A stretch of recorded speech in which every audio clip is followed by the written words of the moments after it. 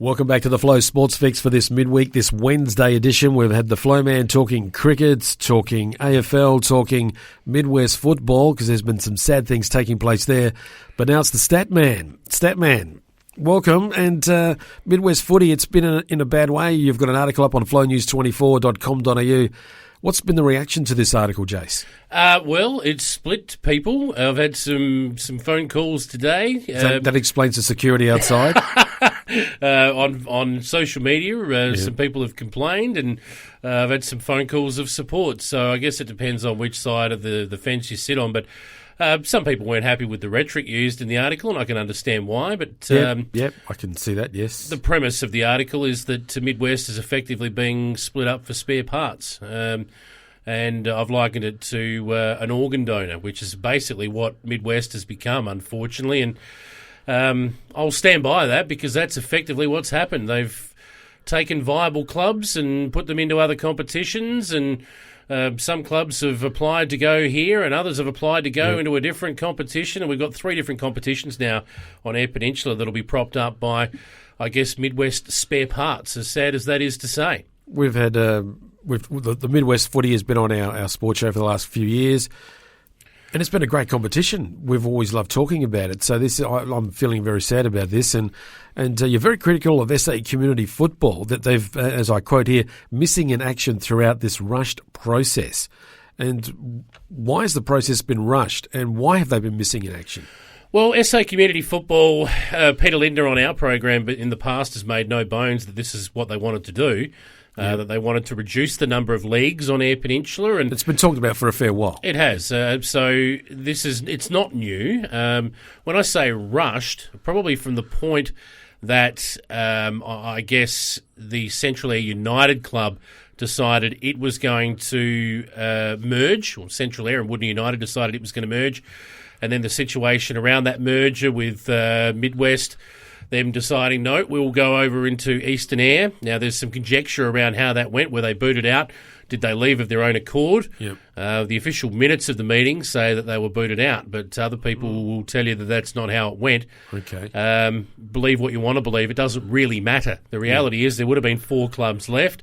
They had a choice, either to stay together for a year or disband and go into other competitions. And at least 2 of the clubs straight away decided to go and talk to Far West, that being West Coast Hawks and Wirral. That's all on record, despite the fact that they'd agreed at that meeting that they would stay together and have a 4-team comp this year. So that's on record as what's happened. It is what it is, and we're left now in a situation where Mid-West, as of last night's meeting, the vote, I believe, went 9-2 to dissolve the league. Netball will follow suit, because netball and football are joined at the hip, Clayton. And that's another part of the article that I wrote about was what's happened to Mid-West Netball, because they follow the football, these netball competitions, and I find this one really sad, because there is absolutely nothing at all wrong with Mid-West Netball. Don't worry about that. This is a strong competition, looks after its juniors. A couple of clubs have had some struggles for numbers in various grades over the years, but netball competitions by and large are easier to fill than football. You need less players to actually have a team. So I guess they've got some got it a little bit easier in that regard. But make no mistake about it, this was a competition in Mid-West Netball that certainly batted above its strong one. Oh yeah, I mean, you talk about some of the players that have come out of there. You got Hannah Petty, that's playing for the Thunderbirds, has represented Australia. So this is a very, very strong competition. Elliston and Western Districts in particular have dominated that comp over the last couple of years, and they look like they might merge and go and play down in Great Flinders, at least join forces if not merge. So good luck trying to take them on. They will be a very, very strong side in Great Flinders Netball if that's the way it works out. So the whole thing is really sad, but at some point we have to move on, look forward. That's the premise of this article. Move on, learn the lessons from this, or it's going to happen again. And that's my biggest concern, is that something like this is going to happen again, maybe not just on the Eyre Peninsula, but in other parts of the state. Obviously, losing leagues as we lose population is just part and parcel of what comes in country sport. We understand that. but we're going to get a tipping point soon where the travel's just going to be too much.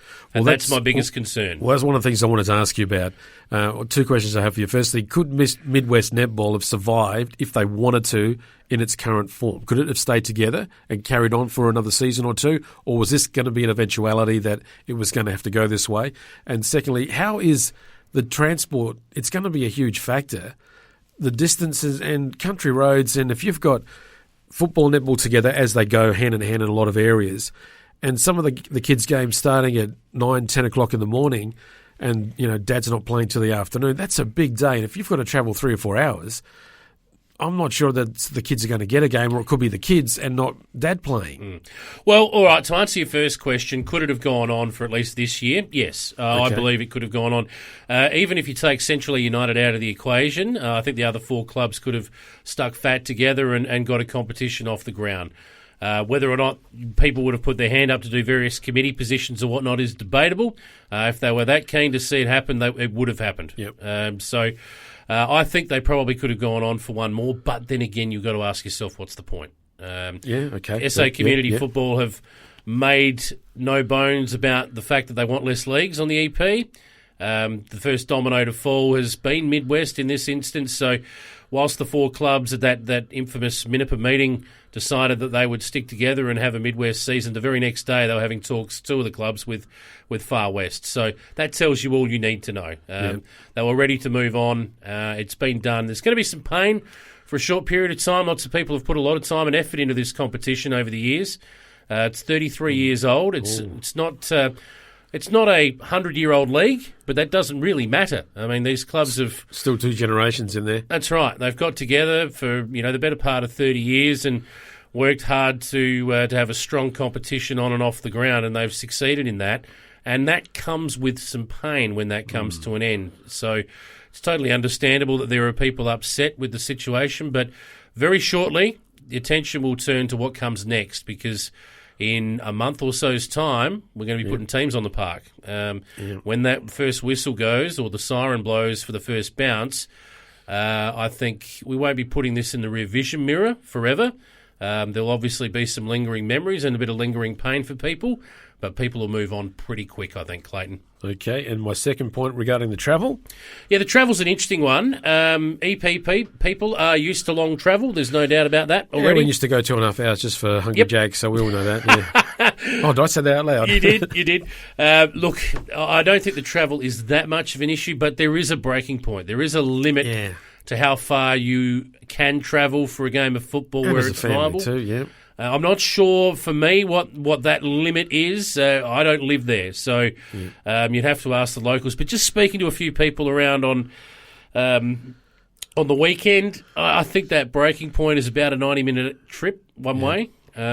Anything beyond that becomes unviable. We're going to get to that point soon where if we have too many more mergers, we're going to be looking at 2-hour trips for certain games, and then you're going to have to think outside the square. It doesn't mean it can't be done, just means we're going to have to think outside the square. The numbers for these new clubs, are they looking good, or is this just transferring a problem from one point to another? Well, there is only one new club. Let's be clear on that. Okay. And that is Central Eyre United. And we're new. They're a merger of 2 existing clubs. So their numbers are strong from all reports throughout the grades, football and netball. So they're very happy with how that's all worked out. The West Coast Hawks are already a merged club, as we know. Yep. Their numbers should be fairly strong, at least strong enough to be where they were last year. There's some concern about Wirralur on the netball side of things as to just how many numbers they will have, and in one of the grades in the junior football, I believe. But Wirralur will tell you they're fine. Okay. Where it gets tricky is Western Districts and Elliston. Who do you believe? There's so many stories flying out there about about both of those clubs. I think on the netball side of things, very strong, particularly Western Districts. We know the top end talent they have in their netball club will be awesome, in fact. Yep. What happens on the football side of things depends on how they can recruit out of Port Lincoln. Elliston traditionally do that, and just how many people from Western Districts make their way down the highway to playing Great Flinders, if that's the competition they land in. We will know the answer to that, Clayton, on Friday. On Friday, because you've got a guest coming on the sports show. No. No? They have a meeting. Oh, okay. Great Flinders have a meeting. But yes, we do have a guest on the Sports Show. Well, I knew that, and I thought I was jumping to that point. I thought that's where you were leading me. So no, we do have a guest on the Sports Show to talk about the netball side of this. We've talked a lot about the football, but the netball side of this is the thing that saddens me the most. And our netball correspondent from Mid-West Netball over the years has been Rhianna Freeman. She will be joining us on the Sports Show to talk about Mid-West Netball and the wrap-up of it. So it will be bittersweet chatting with Rhianna on Friday night. It certainly will be. All right, we can find more by going to flownews24.com.au. Read the article, folks. Have a look at it.